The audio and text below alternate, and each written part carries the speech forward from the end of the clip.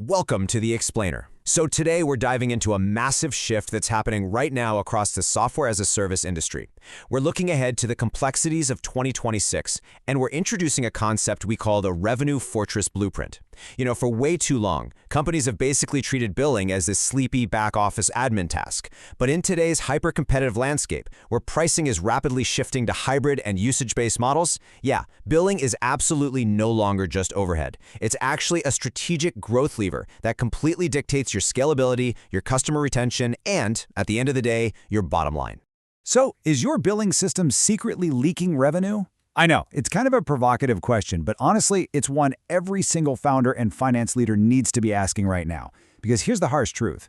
Manual billing workflows and those clunky legacy systems, they are secretly draining your growth. Between undetected proration errors, failed payments you never recovered, and the fast-approaching complexities of the 2026 software landscape, your billing ecosystem is under immense pressure.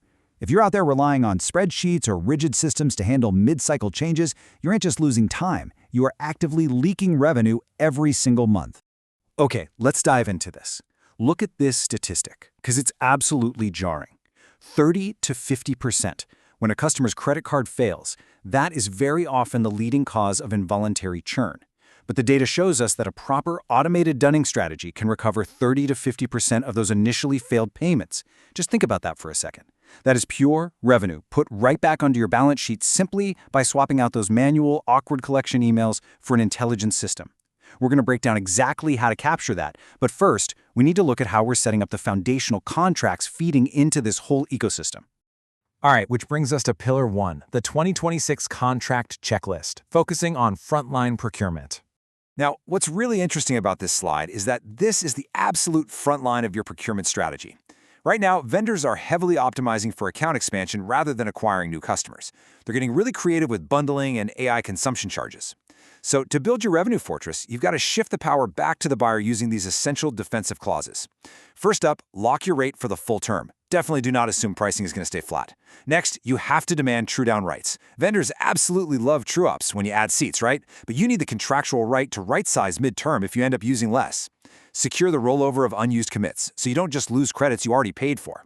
And finally, the whole AI piece, you need AI feature opt-out rights, plus the ability to audit their AI usage telemetry so you can negotiate from a strictly data-driven position. And building right on top of that contract leverage, we get to this vital number. You absolutely must contractually cap your annual uplifts at a fixed ceiling of 5 to 7%. Or, alternatively, you can tie it to a consumer price index cap. Without this specific clause, you're leaving yourself with open-ended exposure to SaaS inflation, which is quietly driving up enterprise costs pretty much everywhere. Capping that uplift guarantees you a predictable worst-case scenario. Let's move into Section 2, Zero-Touch Proration, and the underlying mathematics of mid-cycle changes. So, in modern B2B SaaS, a customer contract is rarely, if ever, static. People upgrade, they downgrade, they add 5 seats mid-month. Trying to calculate those mid-cycle changes manually? That is a total nightmare that will quickly corrupt your general ledger. To automate this down to the exact day, billing platforms rely on a really simple, universal formula, AMBA, or the average monthly base amount. It is the fundamental unit of proration. You calculate it just by taking the total base rate of the contract and dividing it by the number of months in the cycle. So if you have an annual contract of $1,200, your AMBA is exactly $100. You absolutely need this standardized unit to calculate partial months flawlessly. So, the crucial point is that this exact same logic applies to usage limits and metered billing. That's where AMOA comes into play, the average monthly overage allowance. If a customer has an annual allowance of, say, 12,000 API calls, their AMOA is 1,000 per month. Prorating this accurately is so critical. If someone signs up in the middle of the month, you definitely don't want to accidentally over-allocate their usage threshold for that partial period and miss out on valuable overage revenue. Let's move to and see how this builds into a flawless mathematical journey. Step 1, you calculate your AMBA or AMOA. Step 2, you determine the exact active days in the partial period. Let's say from the 15th of the month to the 31st, that gives you 17 active days. Step 3, you apply the daily rate ratio. You just divide those 17 active days by the 31 total days in the month to get a percentage, and then multiply that by your AMBA. Boom! It's an elegant automation that just completely removes human error from the equation. But how do we actually apply this math operationally so your general ledger stays perfectly balanced? Well, the rules are pretty clear-cut. For upgrades, the system charges the prorated difference immediately. This captures the revenue right away and gives the customer instant access to whatever they bought. For downgrades, however, you never issue a manual cash refund. Actually, scratch that. You just shouldn't be doing manual refunds at all. Instead, the system calculates a prorated credit and automatically applies it as a credit memo to their next invoice. This brilliantly protects your cash flow while keeping you perfectly compliant with accounting standards. All right, stepping into Pillar 3, smart dunning. This is your defensive moat for revenue recovery. And this brilliantly illustrates a key point. Even if you have perfect contracts and flawless proration math, payments are still inevitably going to fail. Credit cards expire, banks issue soft declines, it happens. But your defense actually starts before a payment even drops. Network-level card updaters are your invisible first line of defense. These systems literally communicate directly with the major card networks to automatically refresh expired or reissued card details entirely in the background. It solves the problem before the payment is ever even attempted, saving a massive percentage of your subscriptions from ever hitting a failed state in the first place.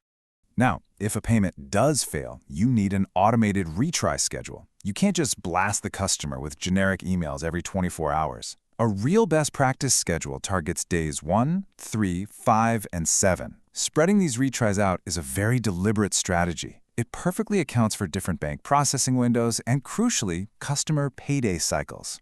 Hitting a card on a Friday instead of a Tuesday, that might literally be the difference between a decline and a success. Paired with escalating email prompts, this automated linear sequence is exactly how you recover that 30 to 50% of failed revenue we talked about earlier. Finally, we're going to zoom out to the macro level. Section 4. Stress testing frameworks for future-proofing your entire financial ecosystem. It's one thing to set up all these automated systems. It's another entirely to ensure they don't just completely break under the pressure of scale. You've got to find the breaking points before your customers do. It's kind of like testing a bridge's load limits before you let traffic drive over it. You need 3 distinct stress testing methodologies here.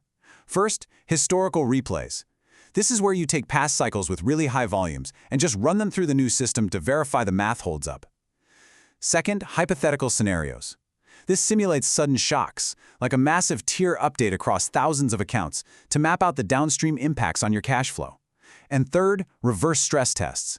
This is where you intentionally push the system to identify exactly when your API latency or database locks will fail under extreme load.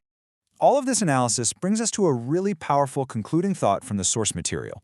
Billing should be a product, not a cost center. If you're treating your billing infrastructure as just this annoying overhead expense that needs to be minimized, you are absolutely going to experience compounding revenue leakage. But the companies that treat it as a strategic product, the ones actually investing in smart dunning, zero-touch proration, and rigorous stress testing, those are the ones uniquely positioned to thrive in the wildly complex SaaS landscape of 2026. So we want to leave you with this lingering question. Really look at your own operations. Will your current billing ecosystem survive the pressure of 2026? Can it seamlessly handle hybrid models, flawless daily proration, and automated recovery? Or is it maybe time to audit your systems and start rebuilding your revenue fortress tomorrow morning?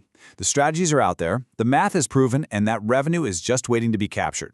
Thanks so much for joining us for this explainer, and we will catch you next time.